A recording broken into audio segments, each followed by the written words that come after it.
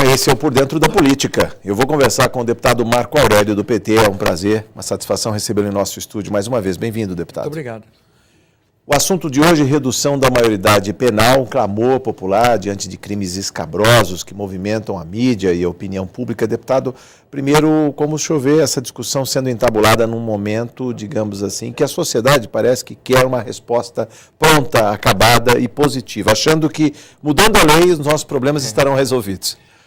Bom, eu sempre tenho iniciado esse debate começando pelo tema da criminalidade e da insegurança no Estado de São Paulo, né?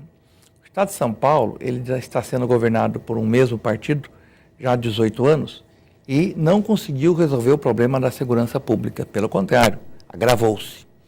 E, na minha opinião, por falta de resposta a essa questão da insegurança do Estado de São Paulo, foi colocado na pauta a discussão da maioridade penal, passando para 16 anos, quando hoje é 18.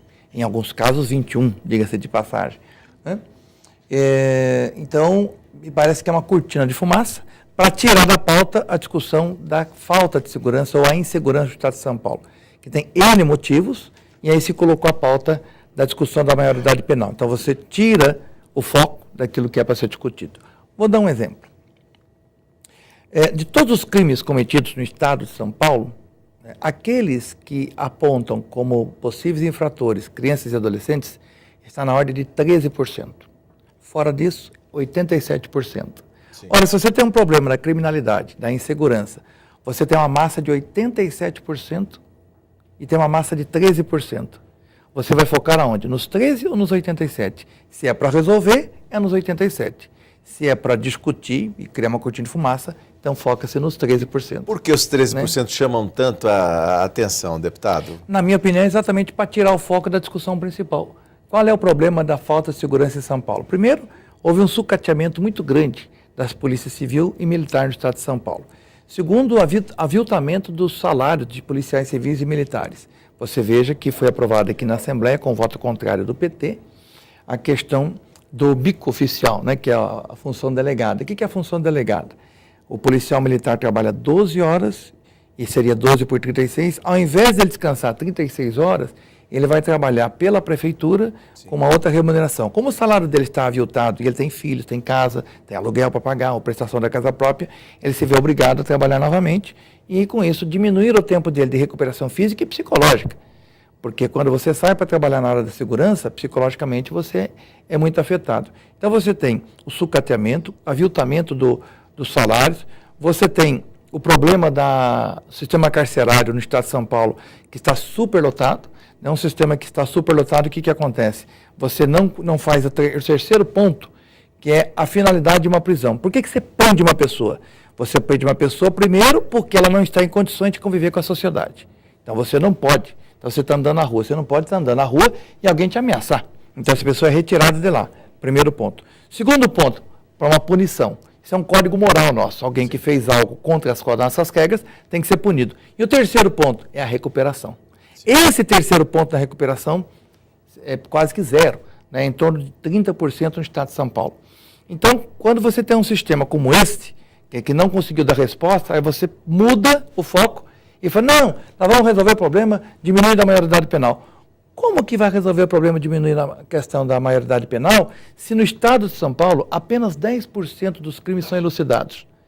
Então o problema não é prender ou não prender, né? O problema é você identificar quem causou os crimes e punir e recuperar. Hoje, aqueles que são punidos e são presos, poucos são recuperados. Deputado, o senhor está falando de redução da maioridade penal, mas lembrou a deficiência na segurança pública e lembrou também a tal operação delegada. Na cabeça da população, que diferença faz o policial militar que está no horário de serviço dele, dentro da jornada como policial militar, daquele mesmo militar que está fazendo a tal operação delegada, cuidando dos próprios municipais ou fiscalizando o camelô nas ruas? Não, e tem a terceira hipótese. Ele já cumpriu o horário dele e foi embora para casa fardado fora do horário, né? Quer dizer, de qualquer forma, a população vai ver na pessoa do policial militar alguém que possa lhe dar segurança, né? Alguém que possa lhe proteger, né? Então, essa função eu fui uma vez numa palestra em que um pai falou o seguinte: meu filho queria muito ser policial militar, mas do jeito que está, a carreira não vai lhe dar satisfação pessoal. O que é uma pena, porque se a pessoa se sente atraída para isso, né, ela deveria ter todas as condições para exercer essa função, né? Então, eu vejo que no estado de São Paulo nós temos este problema, e aí se quer colocar a maioridade penal como a solução dos problemas. Vou dar um outro dado. Se você hoje aprovasse a maioridade penal para 16 anos, quantos sairiam da Fundação Casa e iriam para as prisões? 0,9%. Ou seja, menos de 1% que estão na Fundação Casa estão lá por questão de homicídio. Menos de 1%. Bom, tem que lembrar nos números que nos foram passados, inclusive, pela presidente da Fundação Casa, entre mais de 9 mil internos, eram menos de 100 que estavam internados por conta de crimes graves, vamos dizer assim. O que eu acho que passa da cabeça das pessoas é o seguinte: você tem dois grupos, um que defende a maioridade penal aos 16, outro que defende aos 18, como está hoje. Sim. Aparentemente, aqueles que defendem a maioridade aos 16, aparentemente, parece que está dizendo que tem que prender quem faz homicídio. Então, eu vou dar um dado para você. Eu sou daqueles que acredita que quem comete homicídio tem que ser preso, porque eu não quero andar na rua e me deparar com um homicida. Agora, o Código Penal brasileiro diz o seguinte: se você comete um homicídio simples, você é condenado a 6 anos de prisão. Só que no outro artigo diz o seguinte, no Código Penal: quem tem pena menor de 8 anos, cumpre em liberdade. O Estatuto da Criança e do Adolescente, que se aplica a todos, até 17 anos e 11 e quase os 12 meses, o Estatuto do Adolescente retira o jovem. Sim. E ele fica recluso por 3 anos. Até no máximo 3 anos. Até no máximo 3 anos e sem a saidinha. Sem a saidinha. Então, a pergunta que eu faço é a seguinte: se você quer que a pessoa fique presa, ou seja, reclusa, ou seja, retirada da sociedade, se você aplicar o Código Penal que se aplica hoje aos acima de 18, ele fica solto. Se você aplicar o Estatuto da Criança e do Adolescente, para aqueles que têm menos de 18, ele fica recluso. Se você diminuir a maioridade penal, esses que hoje estão reclusos, de 16 a 18, vão para a rua. Pergunte para um menino da Fundação Casa se ele está preso ou se ele está recluso. Ele vai dizer que está preso. Preso. E outra, quando nós fizemos aqui a entrevista com a Berenice, presidente da Fundação Casa, ficou muito claro de que quando você prende o adolescente, né, você está cerceando uma liberdade e que para ele é uma punição gravíssima. Gravíssima. Devo lembrar também que ela disse que para um menino que tem 16 anos, ficar 3 anos de sua vida num regime de internato é muito pior do que um que tenha 30 anos e tenha cometido crime similar, que fique os mesmos 3 anos. Porque na adolescência você está no ápice da liberdade, né? E tem outro dado. Aqui em São Paulo a gente sabe que você tem um crime organizado que nasce das prisões, das penitenciárias para a sociedade, né? Esse crime organizado, ele recruta novos alunos. Então, por exemplo, uma pessoa que cometeu um furto e ficou preso por algum tempo, né, ele é aluno do crime organizado. A hora que você abaixa a maioridade penal, o que você está fazendo? Você está fornecendo para o crime organizado mais alunos. Só que alunos especiais. Sim. Porque alunos de 16 a 18 anos, para o crime organizado, essa é matéria-prima fabulosa. Porque é muito mais fácil você convencê-lo de alguns atos ilícitos a troco de alguns benefícios do que o adulto que já tem a sua capacidade psicológica completamente já formada.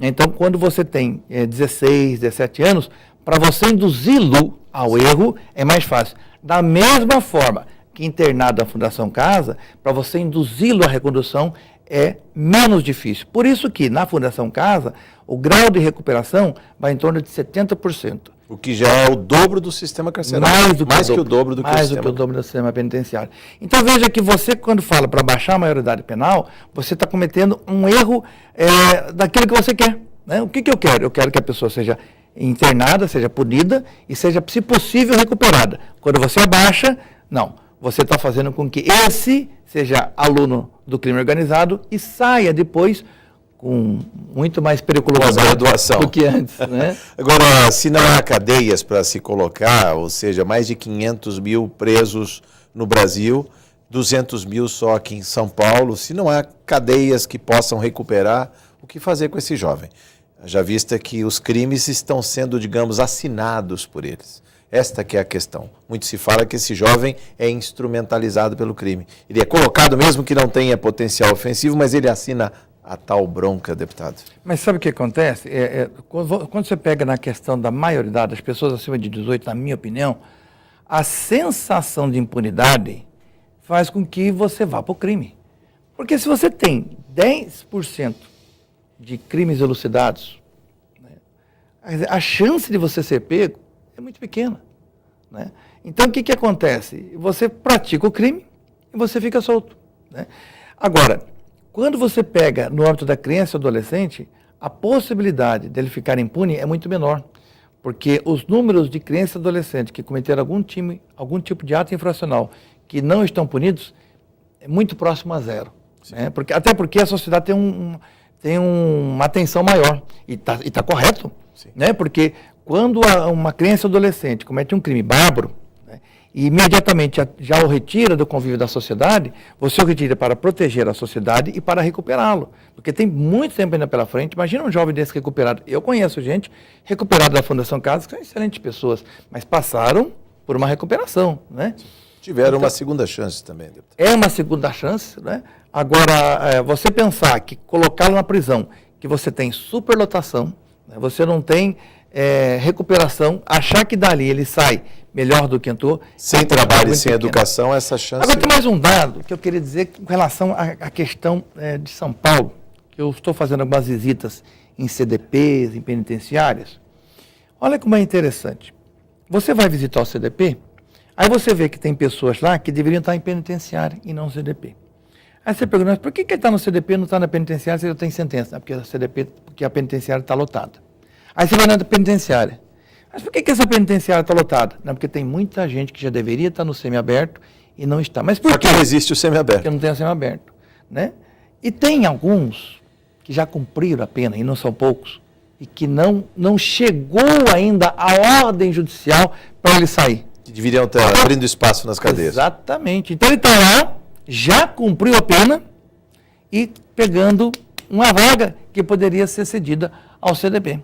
Aí eu pergunto, uma pessoa como essa, ela vai sair, a possibilidade dela sair de lá mais que voltada ainda é muito maior. Eu até perguntei para um advogado, escuta, mas nesses casos que a pessoa está presa, já cumpriu a pena e continua presa, ela não pode fazer uma ação contra o Estado? Eu falei, claro que pode. Pedido de reparação. Pode. Ela vai entrar com ação contra o Estado. A possibilidade dela ganhar é grande. Agora, quando ela ganha, né, então o Estado vai pegar o dinheiro e vai pagar a ele. Mas de onde vem esse dinheiro? Dos nossos impostos. Quer dizer, mas espera aí, a justiça foi lenta e eu que pago? Pois é. Veja como há um problema sério nessa questão da segurança em São descompasso Paulo. republicano, ou seja, o executivo manda prender, a justiça deveria mandar soltar, no devido tempo não faz, e aí já está pesando para todos. Porque já cumpriu a pena, né? E lesa a todos nós. Então você tem problemas muito sérios. Essa é a discussão que é boa a ser feita. Né? Por que você tem prisões lotadas? Por que falta semiaberto? Veja, hoje para você construir uma prisão, né, uma penitenciária, um CDP, você tem grandes dificuldades. Por quê? Porque o prefeito, não, aqui eu não quero, né, porque vai trazer problema e sério. Ora, escolas, ETECs, FATECs, todos querem. Exatamente. Cadeia, ninguém feira na própria rua, deputado. Será que não seria o caso do governador dar um conjunto de benefícios para o município, para a cidade? E outra, não é colocar uma prisão no centro da cidade, é colocar em local onde ele possa ter o deslocamento da família para com o detento, porque a família com o detento ajuda na recuperação, mas que mantenha a segurança da cidade. Ora, isso tem que ser discutido com muita maturidade, né? E isso falta. Né? Então, eu acho que no estado de São Paulo, essa política de segurança, para mim, ela está falida e o estado de São Paulo não tem, o governo atual, na minha opinião, não tem moral para fazer uma discussão de diminuição de idade. Até porque todas as crianças e adolescentes com menor de 18 anos, todas que nasceram em São Paulo, nasceram no governo do PSDB. Então, por que elas foram por crime? Pode ser que seja porque faltou escola.